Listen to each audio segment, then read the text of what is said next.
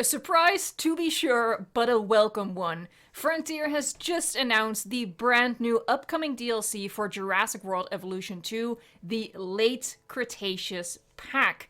It's not a Malta DLC, but we are getting 4 exciting new creatures into the game, as you can see right now. I'm showing the announcement trailer. We have the Barbarodactylus, the Alamosaurus, the Australovenator, which I'm thinking will be one of the fan favorites, and also the Styxosaurus, which, interestingly, can be modified to be bioluminescent, and that is going to be absolutely brilliant to have a bioluminescent marine reptile swimming around in our lagoons.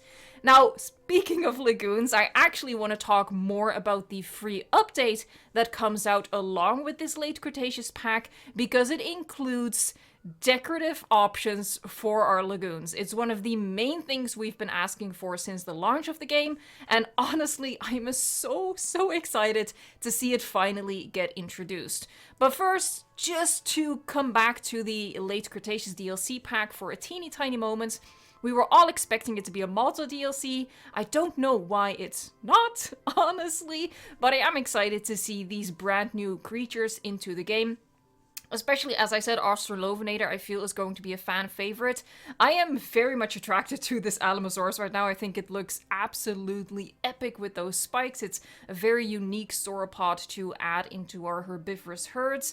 So I feel like this is a really good pack to be coming to the game. A good selection of new creatures to add to our roster. And do let me know in a comment down below which of these 4 is your personal favorite based on what we've seen so far. What this means for the missing Dominion dinosaurs at this point, honestly, I have no idea anymore. I have no clue. The final thing, and I'm grasping here, but the final thing I can think of is that maybe they're saving the last bit of Dominion content for the Christmas DLC. But enough talk about Dominion. We're not talking about Dominion anymore. We're talking about the Late Cretaceous pack, and more importantly, we're going to be talking about the free update that comes out alongside it. Because honestly, this is shaping up to be one of the best updates to date, I think. It is update 4. Let's have a look at the forum here. We've got a lot of exciting additions and features coming in update 4. A free update for everyone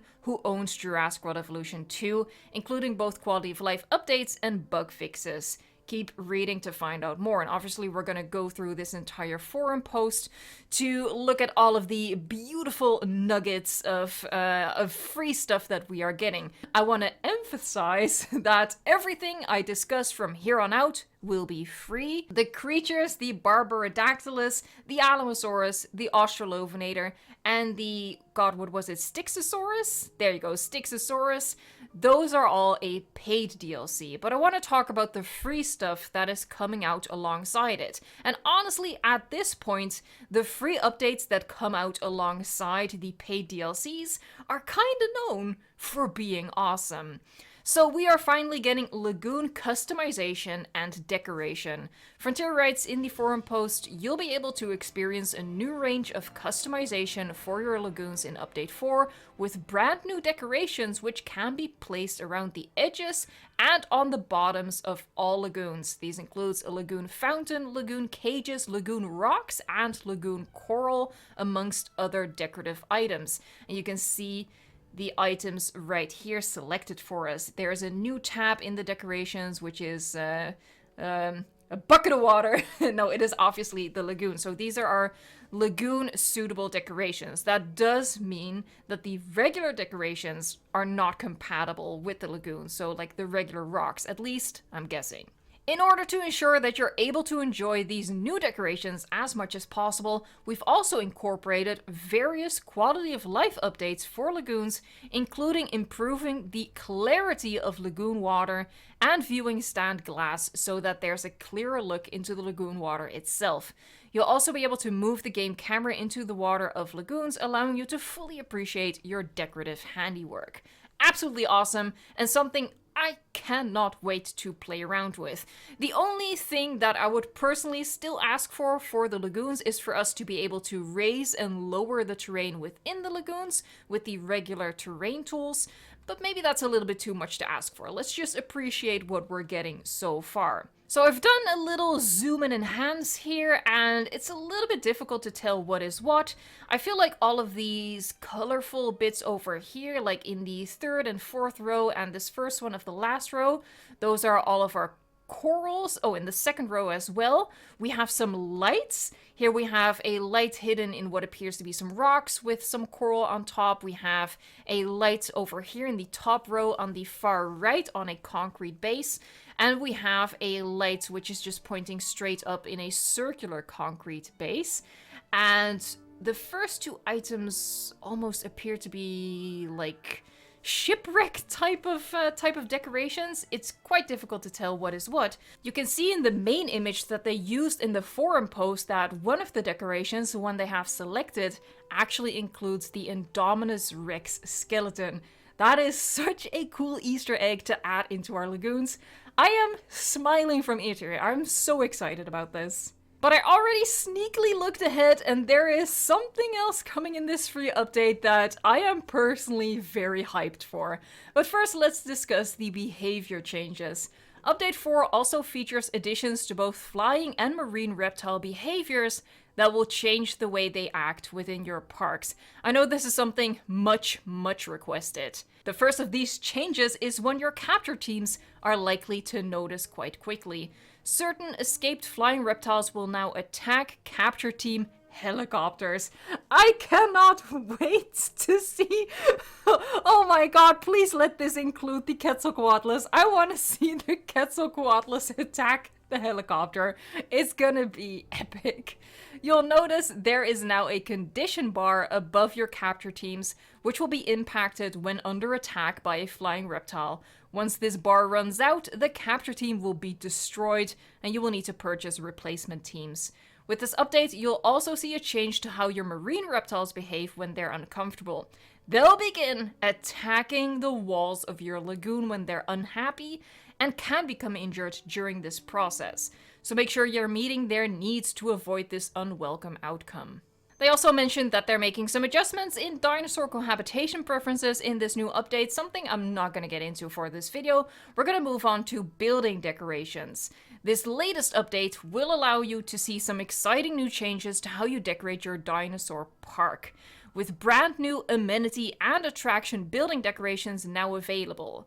These include several new planters and even some new fountains that you'll be able to add to the outside of these buildings to offer more control over your amenity and attractions look and feel. Now do be aware that these are not individually placeable decorations. These are the decorations that you select when you go to customize one of your buildings. Now here's the thing that, if you know me, you know how excited I am about this.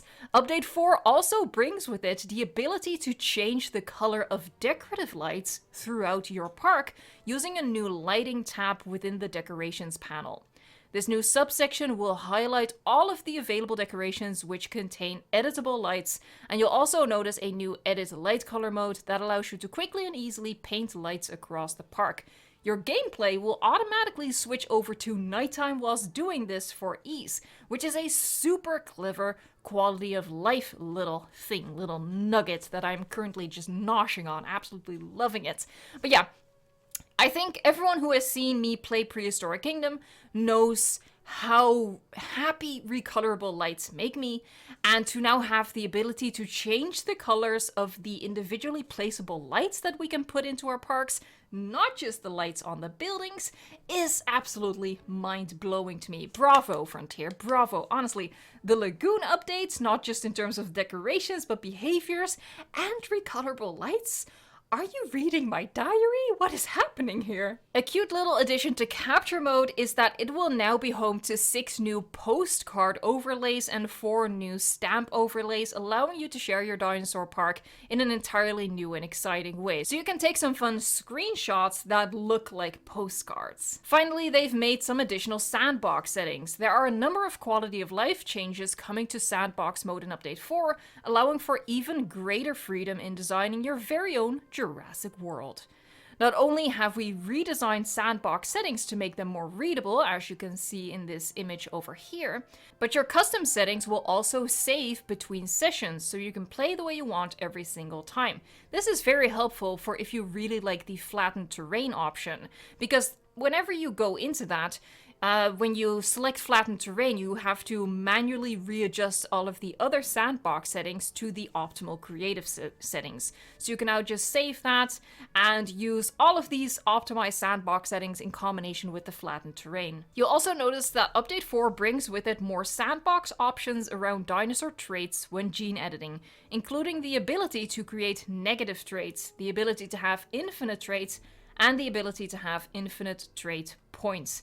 And there are new cohabitation settings for normal, all like or no dislike to, allowing you even more freedom in how you build your Jurassic World.